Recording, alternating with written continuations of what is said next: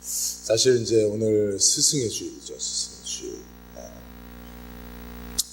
스승의 주일 하면 우리가 이제 생각나는 노래가 하나 있어요. 그죠? 우리 옛날에 스승의 날 하면 지금 이제 교권이 바닥으로 떨어졌다 이런 얘기를 하죠.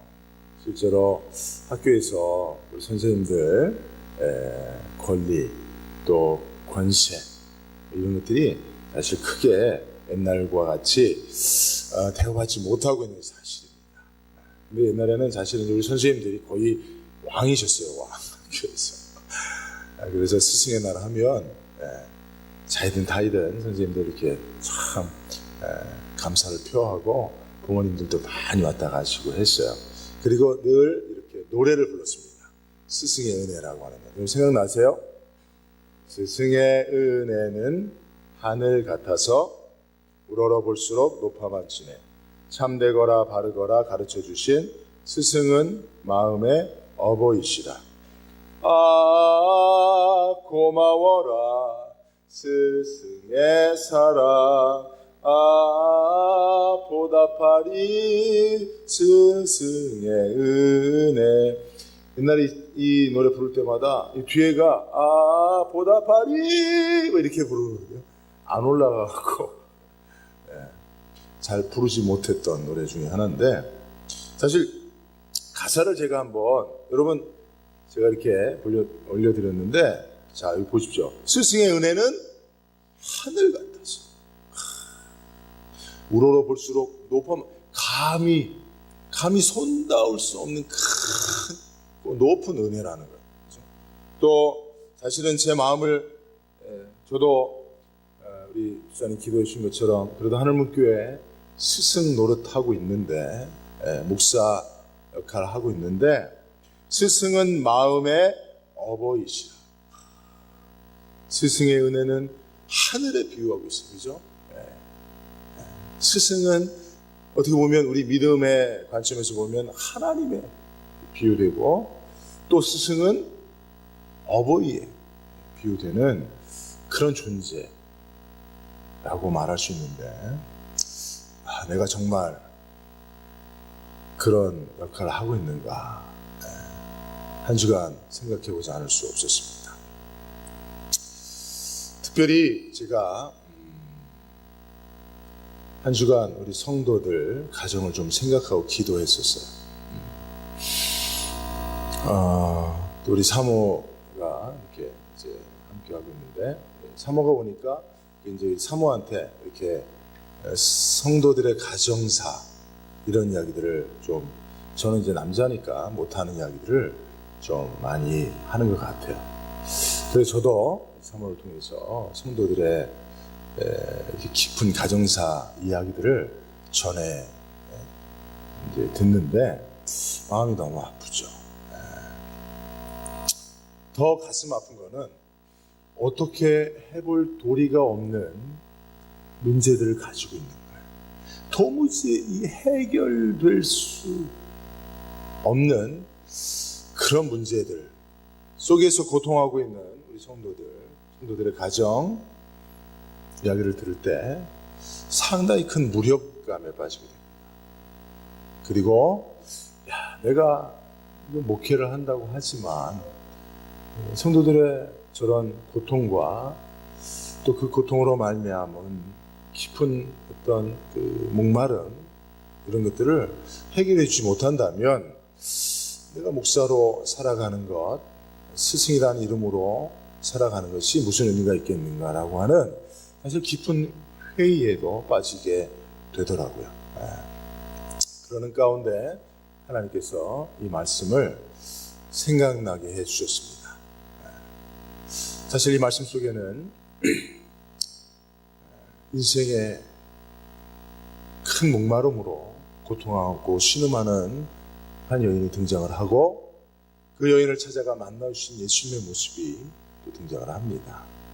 예수님은 정말 인생의 큰 문제 앞에 신음하고 고통하고 목말라 하는 그 영혼을 어떻게 만나주셨을까? 그리고 그 여인은 예수님을 만나고 어떻게 변화되었을까라고 하는 것을 정말 누구나가 다 가지고 있는, 특별히 가정을 통해서 겪고 있는 그런 깊은 고통과 또 목마름을 오늘 말씀을 통해서 좀 한번 해결해 보기를 원하는 마음으로 오늘 설교하고자 하는 것입니다. 먼저 말씀을 통해서 우리 인생의 스승이고 모범이신 예수님의 모습을 한 가지 말씀드리고 싶은 거는, 예수님은 사람들의 평가와 성공에 대해서 초연하셨다는 거예요. 이게 참 스승이 갖춰야 될 덕목입니다. 사람들의 평가와 성공에 대해서 초연한 모습. 여러분, 초연하다고 하는 건 뭐죠? 어떤 현실 속에서 벗어나 그 현실에 아랑곳하지 않고 의젓한 모습이에요. 그러니까 어떤 현실이 있는데 그 현실의 영향에서 벗어나서 자기가 목적하고 의도하는 바대로 의젓하게 꿋꿋이 행동하는 모습을 초연하다고 합니다. 사실 스승이 벗어버리기 힘든 현실이 존재합니다. 목사로 살아가면서 벗어버리기 쉽지 않은 현실이 제 자신을 억누르고 있는 것을 여러 번 느끼게 됩니다. 그것은 바로 성공입니다. 목회 성공, 목회 교회 성장, 이런 것들을 강력하게 요구하는, 또 그것을 통해서 모든 것을 평가하는 그런 현실 속에서 사실 초연해지기 쉽지 않아요. 제가 목마른 인생의 생수이신 예수님이라고 하는 제목으로 칼럼을 이렇게 주보에 실었는데, 여러분 항상 칼럼 보시죠? 제가 잠깐 앞부분만 인용하면, 한강의 기적이라고 불리는 비약적인 경제 발전과 성장의 시대를 달려온 한국에서 목회를 하는 한 사람으로서 교회 성장은 도무지 피할 수 없는 과제입니다. 피할 수 없다 함은 목사를 바라보며 평가하고 기대하는 시선들을 피할 수 없다는 의미이며, 또 하나는 내 자신 스스로가 지울 수 없는 성장에 대한 욕망을 가지고 있다는 것을 의미합니다.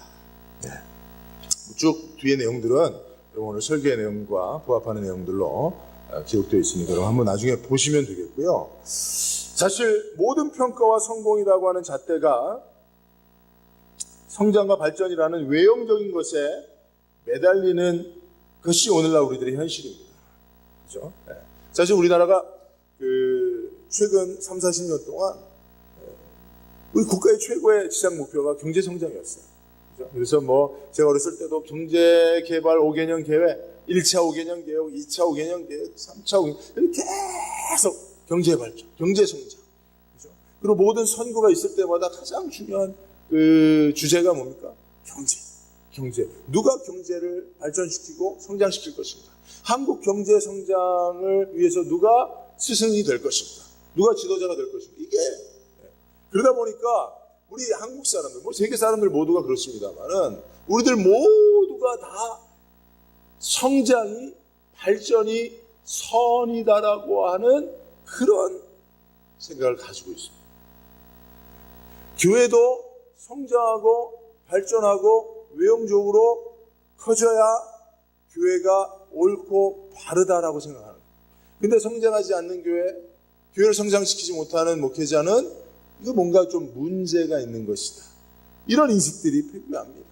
그렇죠? 기업을 하든 학교를 운영하든 또 공부를 하든 모든 것들이 다 그렇습니다. 그렇죠? 가정사도 그래요. 가정사도 월세에서 전세에서 내 집으로, 소형 아파트에서 중형 아파트로 계속 발전해야 저 가정이 뭔가 바르게 되어진 가정이라고 생각을 하지요. 그렇죠? 그렇지 않으면 도대체 우리 가정은 왜 이런가 하고 자책하고 비관하는 일들이 많이 있습니다.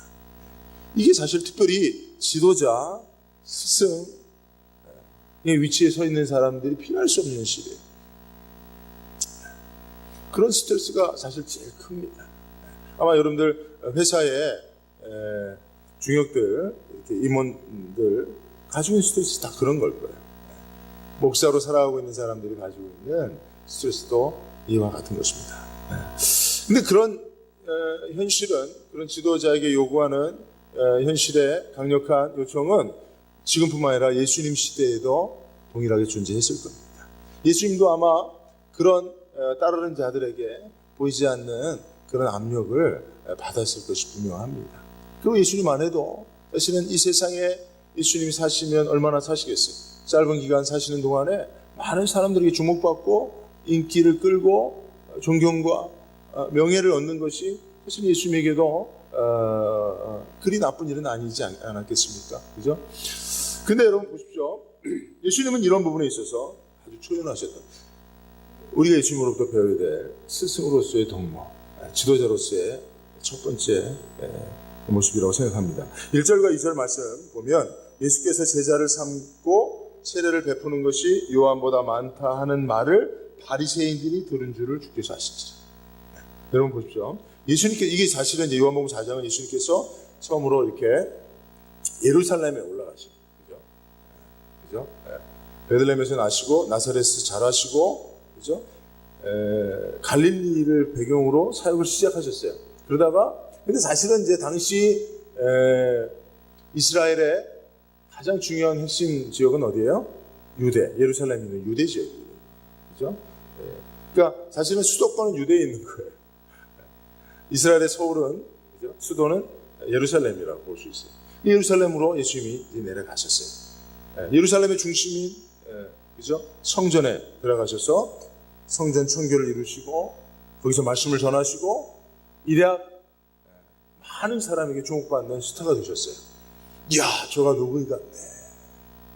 저렇게 말씀을 할 수 있겠는가. 저런 말을 선포할 수 있겠는가. 많은 사람들이 주목받기 시작해요. 그리고 당시의 종교 권력자들이었던 바리새인들 눈에도 예수님이 들어오기 시작했어요. 야, 저가 누구인가. 우리 한번 관심을 가지고 봐야 되겠다. 그런데 예수님이 오늘 말씀에서도 보다시피 당시에 사실은 이래 스타요 히어로였던 세례 요한보다 예수님이 더 많은 제자를 삼고 세례를 더 많이 준다라고 하는 그런 소문이 바닥에 퍼져가고 있었어요. 근데 사실 그 소문의 진상은 뭐예요? 예수님이 한 것이 아니라 예수님의 제자들이 그렇게 한 거예요. 근데 사실 예수님이 부인하지 않으면 그거 다 예수님이 자기 것으로 가지고 할 수 있는 겁니다. 사실 여러분, 대학 교수들이 제자들이 논문을 쓰면, 좋은 논문을 쓰면 자기가 그 이름을 올리죠. 그 논문에다. 그래서 마치 자기가 제일 저자인 것처럼 그렇게 논문에 올려요. 어쩔 수 없습니다, 여러분. 최고의 지성, 대학에서 가르치는 교수를 할지라도 자기 명예, 자기 인기, 자기에게 부여되는 그 이익 피할 수 없습니다. 지도자일수록, 스승일수록 어떻게 보면 이런 유혹이 더 강하단 말이에요. 예수님이 여기서 여러분 보십시오. 이런 상황에서 지금 막 데뷔했는데 데뷔하자마자 대박을 터뜨린 거예요. 근데 예수님이 그런 소문이 쫙 퍼져가는 것을 아신지라 그러죠. 1절에 주께서 아신지라. 그리고 3절에 주님이 어떻게 합니까? 유대를 떠나십니다. 이제 막 데뷔해서 사람들의 인기를 끌고 주목을 받고 스포트라이트를 받기 시작하는데 은퇴를 하는 것과 똑같은 거죠. 유대를 떠나버리십니다. 그리고 다시 갈릴리로 올라가십니다. 근데 중요한 것은 4절에 사마리아를 통과하여야 하겠는지라. 통과하여야 하겠는지라 무슨 의미예요? 예수님께서 사마리아를 꼭 들르셔야겠다는 의도를 말씀이 가르쳐주고 있는 거죠. 수많은 사람들의 주목을 받고 칭송을 받고 성공적으로 데뷔했어요. 그리고 종교 권력자들, 당시에 높은 사람들이 예수님을 찾기 시작합니다. 그렇죠? 그 예수님들이 그런 사람들을 만나면서 자기의 인맥을 넓혀가고 자기의 어떤 그런 받는 주목들을 누릴 수 있습니다. 인기를 누릴 수 있습니다. 근데 예수님께서 급히 그 현장을 떠나서 갈릴리로 가시는 중에 사마리아를 꼭 들려야 되겠다고. 어떻게 보면 유대를 떠나는 이유가 그 사마리아를 들려야 할 이유와 같을 수도 있습니다. 자, 그러면 예수님께서 왜 사마리아를 들려야만 하셨습니까? 우리가 아는 것처럼 그곳에서 한 사람을 만나기 위함이었어요. 자, 그러면 우리가 흔히 생각해 보건대 그 사람은 바리새인들보다, 당시 종교 권력자들보다 예수님을 칭송하고 예수님의 등장을 관심 있게 보면서 예수를 따르지 않은 수많은 예수님을 따르는 사람들보다 더 중요한 사람이어야 할 것 아닙니까? 더 높은 사람이어야 할 것 아닙니까? 예수님에게 더 많은 인기와 이익을 줄 사람이어야 하지 않겠습니까? 근데 우리가 아는 것처럼 그 사람은 어떤 사람이에요? 수가성 여인입니다. 그죠? 어찌 보면 예수님의 캐리어에 아무런 도움을 줄 수 없는, 오히려 그 여인을 만났다고 하는 것이 예수님이 막 지금 부상하고 있는 그 인기에 흠이 될 수 있는 그런 여인을 예수님께서 굳이 찾아가 만나고 계시다. 그러면 여러분, 예수님의 이 관심은요, 여러분, 사람이 누구를 찾아 만나느냐, 이게 중요해요. 누구를 만나고자 하느냐, 이게 중요합니다. 여러분들은 누구를 만나고 싶습니까? 여러분들은 늘 누구를 만나고 계십니까? 이게 중요한 거예요. 그가 만나고자 하는 그 사람이 누구냐가 그의 인생의 목적과 그가 어떤 삶을 살아가고 있는지, 그가 사역자라면 그의 사역의 목표가 무엇인지를 보여주는 겁니다. 그렇죠? 제가 여러분, 우리 성도들, 힘들고 어렵고 연약한 성도들을 찾아 만나기보다는 이렇게 안양시장 만나러 다니고 그런 유력한 사람들 많이 만나고 다니면 제가 좀 삐뚤어지고 있다고 생각하시면 돼요. 근데 여러분, 지금 예수님께서 누구를 만나고 있습니까? 수가성 여인입니다. 예수님은 보장되어 있는 자신의 성공과 명예와 권세보다는 한 영혼을 찾아 만나는 일을 더 귀하게 여기셨다는 거예요. 사실 여러분, 교회가 자주 하는 말이 한 영혼이 뭐보다 귀해요? 천하보다 귀하다라고 이야기합니다. 근데 실제로 한 영혼을 천하보다 귀하게 여기고 있습니까, 여러분? 교회가 그런 모습을 보이고 있습니까? 그렇지 않아요. 제가 지난 주간 한 분을 이렇게 장례를 집례를 했어요. 근데 제가 우리 교회 성도가 아닌데도 장례를 집례하게 된 배경이 있습니다. 제 친구의 와이프의 동생, 처남이죠. 친구의 처남이죠. 처남이 간암으로 45세에 사경을 헤매고 있었습니다. 근데 병원에서 장례를 준비하라고 해서 이제 누나죠. 큰 누나죠. 딸 셋에 아들 둘의 막내예요. 그러니까 큰 누나가 제 친구 와이프인데, 예수를 믿은 지 얼마 안 됐지만 믿음이 돈독해졌어요. 열심히 예수를 믿습니다. 참, 그 한 분이 예수를 믿으니까 그냥 그 가문이 다 예수를 믿는 가문으로 변해가고 있었어요. 지금 막내도 장례를 그렇게 기독교식으로 치르고 싶은 거예요. 누나 마음에. 근데 이제 막내는 교회를 다닌 지 한 1년밖에 안 됐대요. 근데 이제 늘 아프고 그러니까 교회 사람들하고 교제가 없어요. 그러니까 교회 사람들한테 이렇게 또 병원에서 이렇게 이제 입원해 있으니까 부탁을 못 하는 거죠. 그죠? 할 수가 없죠. 내가 가서 부탁을 해야 되는데. 근데 이제 이 누나가 다니는 교회는 큰 교회입니다. 대형 교회입니다. 그래서 그 대형 교회 이렇게 이제 교구를 맡고 있는 교구 목사님한테 부탁을 했는데 자기 교회 성도가 아니라서 못 해주겠다고 얘기했다. 그러니까 이분은 그런 줄 아는 거죠. 교회 다닌 지 얼마 안 됐습니다. 아마 여기 계신 분들이면 이제 삐져갖고 난리 났겠죠. 그렇죠? 근데 그분은 그냥 교회가 안 되면 안 되는 줄로 그냥 아는가 봐요. 그런데 고민이 되잖아요. 그럼 누가? 그래서 딸이 아빠 친구 목사님이시잖아. 그래 한번. 근데 이제 어려우니까 좀 조심하다가 이렇게 부탁을 해서 제가 기꺼이 제가 그 이야기를 듣고 해드리겠다고 했습니다. 그리고 장례 집례를 잘 마쳤습니다. 우리 성도님들도 몇 분 참여하셔서 이 장례 집례를 하면서도 제가 참 마음에 기쁨이 좀 있었어요. 감사도 있었고.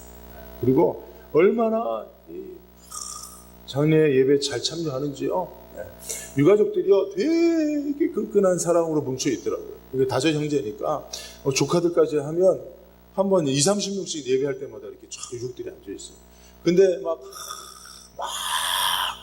이제 하관 이제 화장했는데 막 슬프잖아요.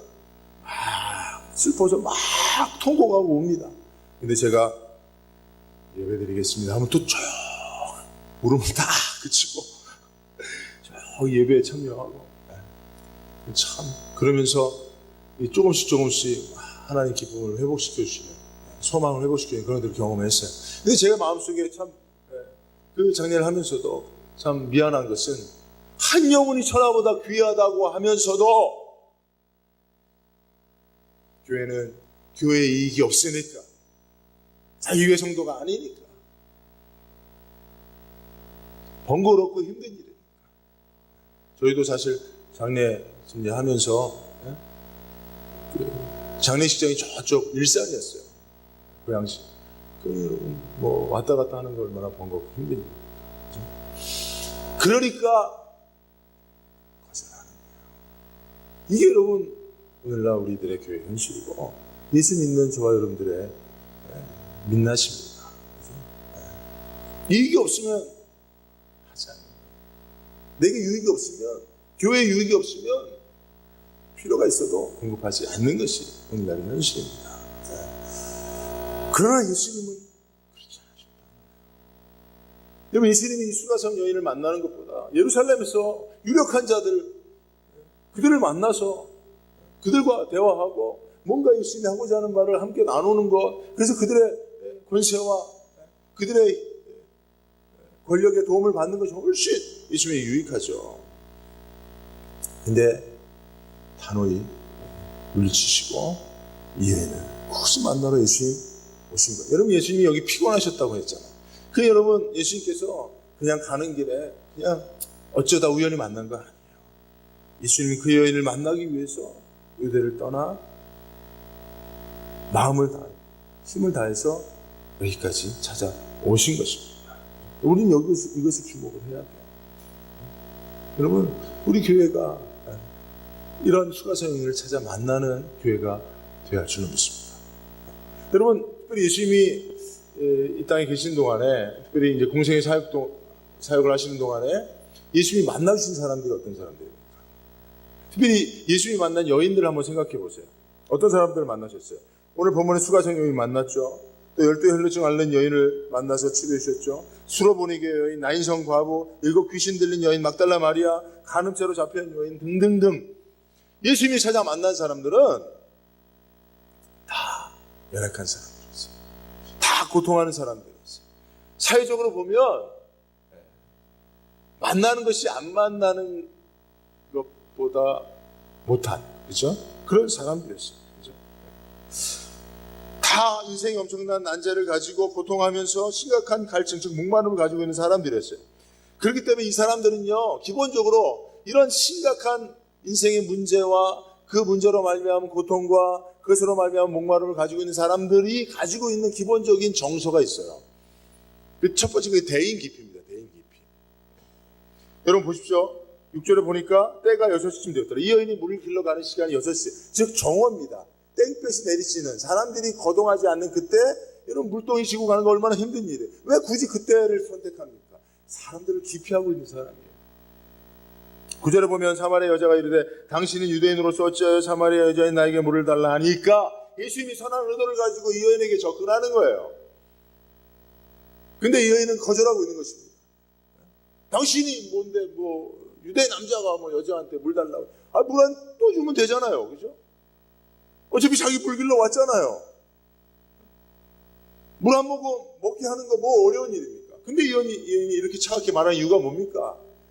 그 여인의 인생의 심각한 문제와 고통과 그 갈증, 목마름 때문에 사람들 만나기 싫은 거예요. 누가 자기에게 다가오는 것을 선의로 받아들이지 않습니다.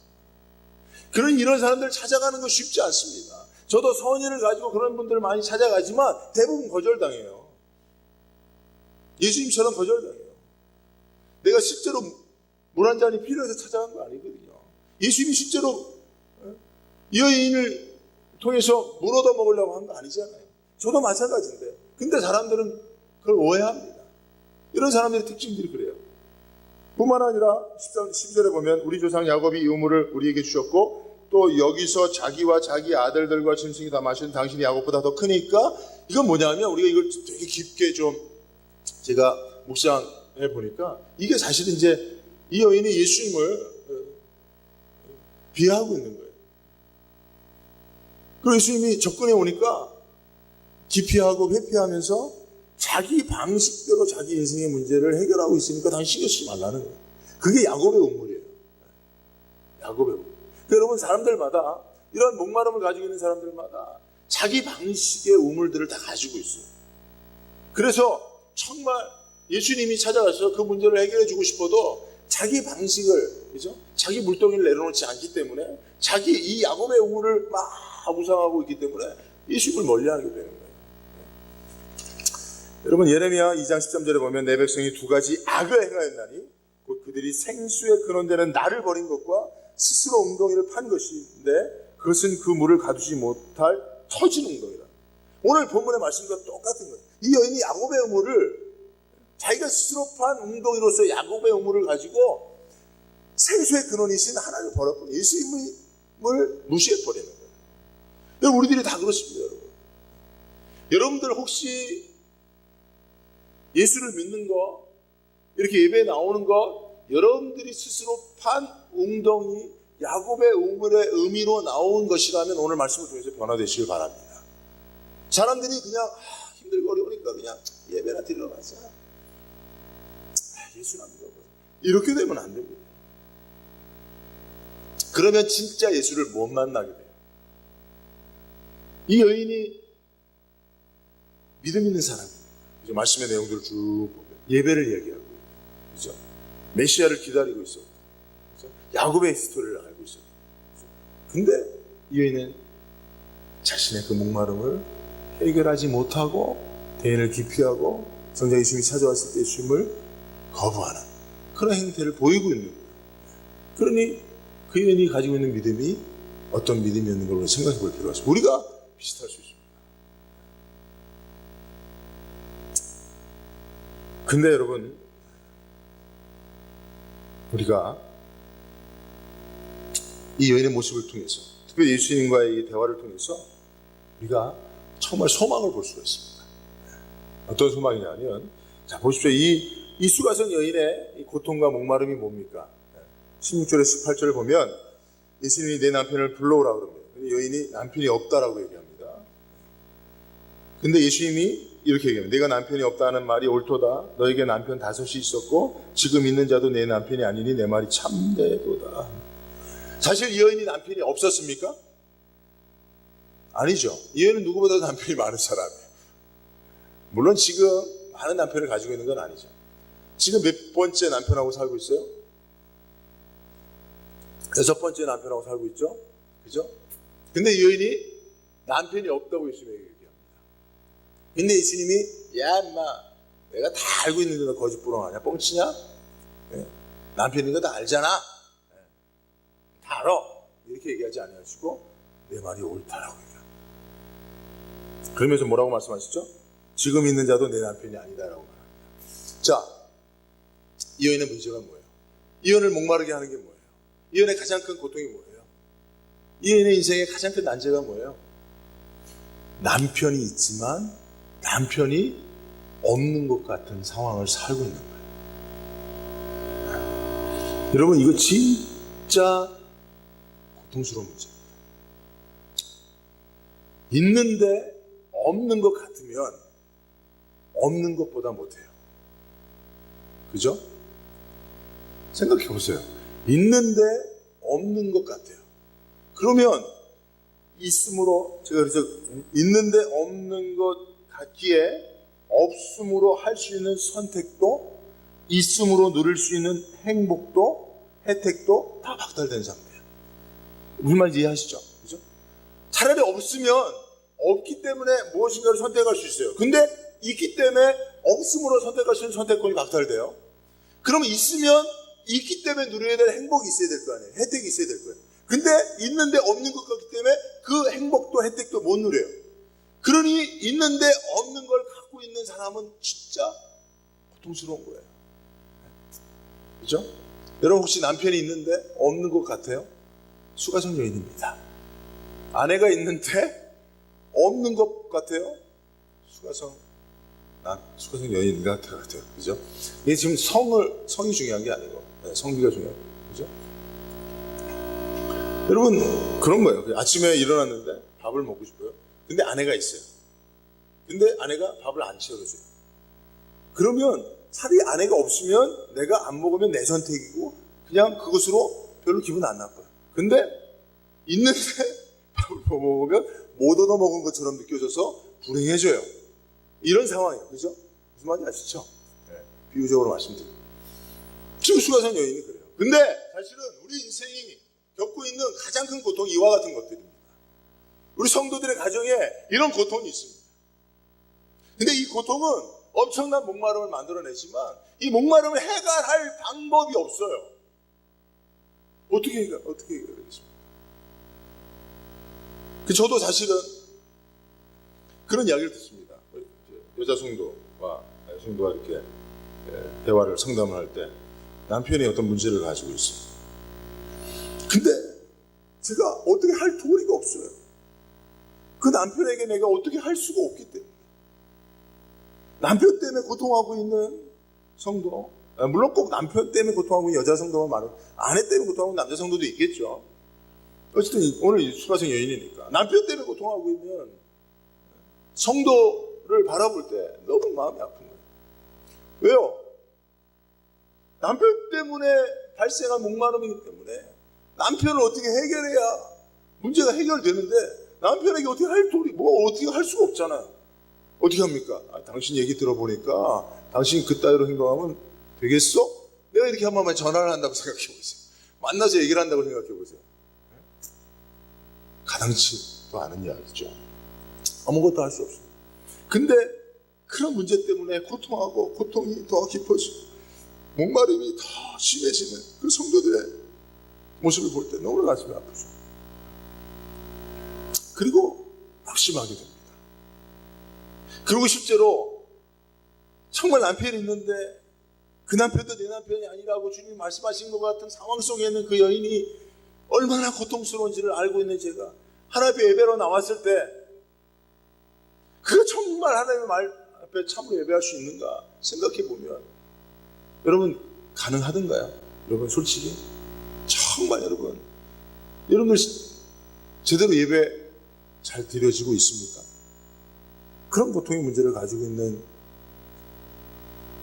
분이 정말 하나님 앞에 참 예배를 드릴 수 있는가 생각해 볼 때 내가 그 상황이었다면 쉽지 않을 거라는 생각이 드는 거죠. 내가 그런 상황 속에 있다면 정말 예배하기 쉽지 않아요.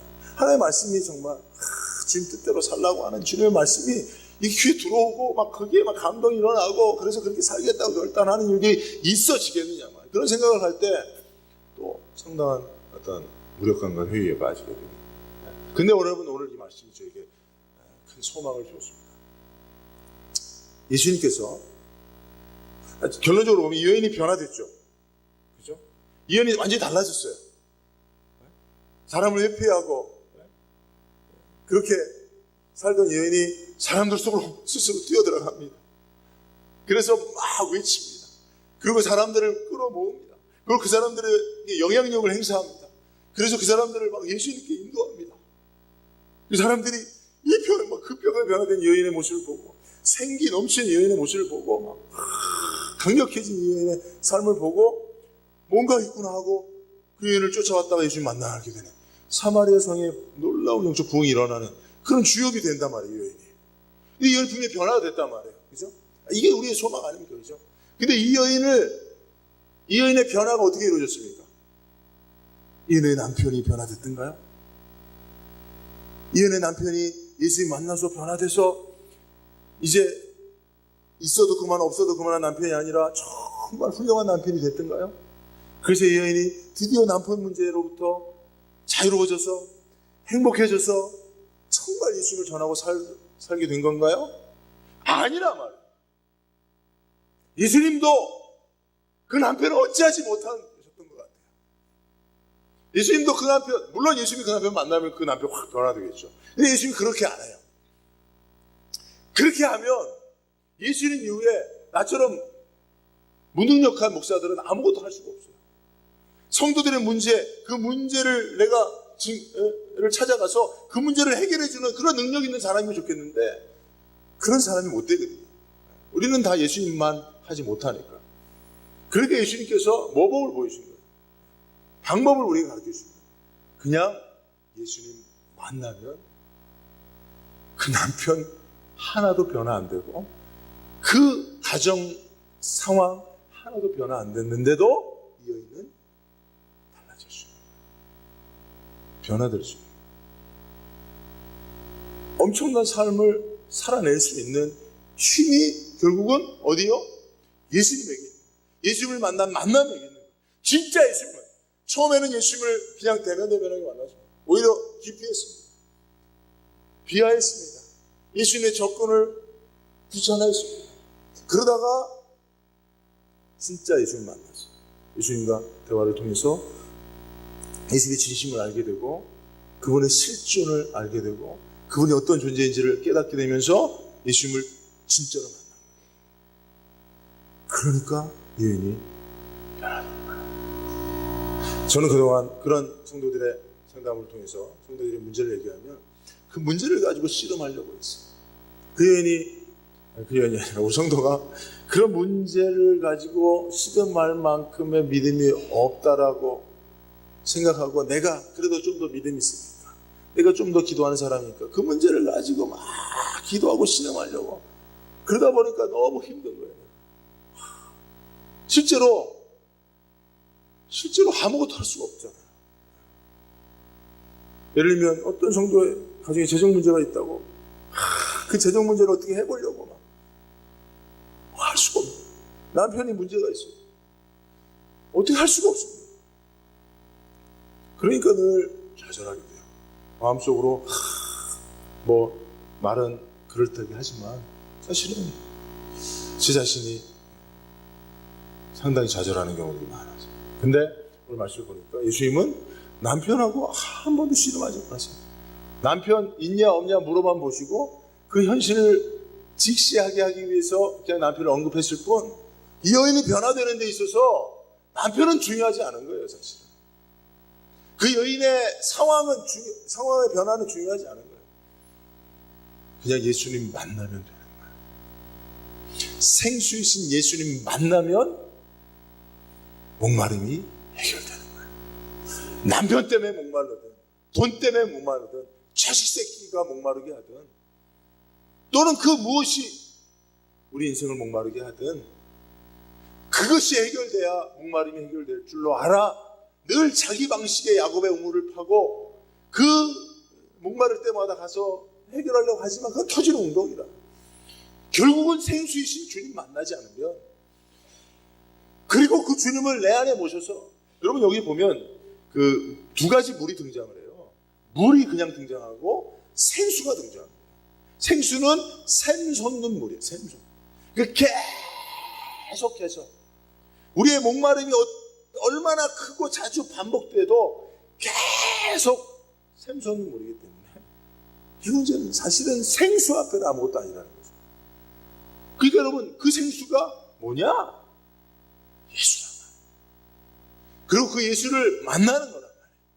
그리고 그 예수를 내 안에 그 생수를 모시고 사는 거예요.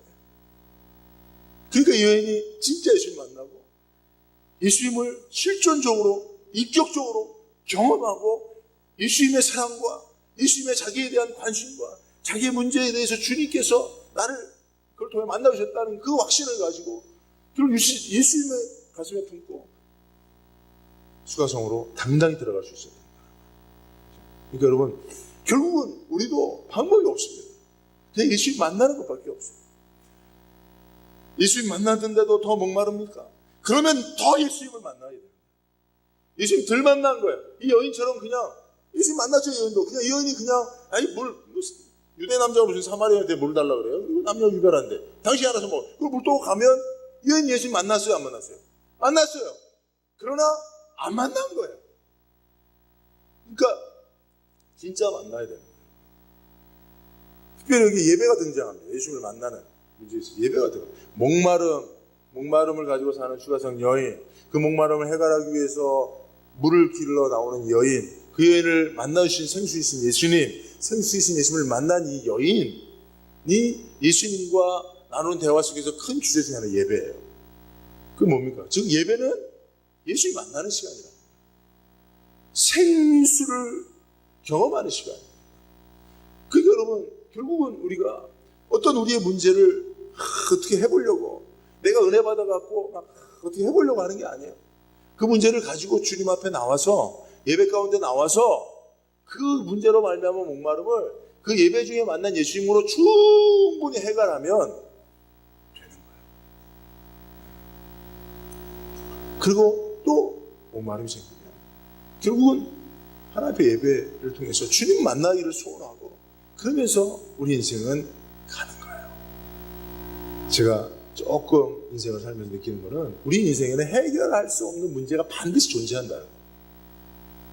우리는 문제를 해결해야 된다라고 하는 그런 어떤 명제를 가지고 특히 예수 믿는 사람들은 그래요. 믿음으로 문제를 해결할 수 있어. 믿는 자에게 능치 못한 것 없다. 내게 능치면서 내가 뭐든 할 수 있다. 할 수 있습니다. 문제 해결할 수 있습니다. 믿음의 능력을 의지하세요. 기도하세요. 근데 사실 우리 인생에는 해결할 수 없는 문제가 있어요. 해결하려고 시도조차 할 수 없는 문제들이 있어요.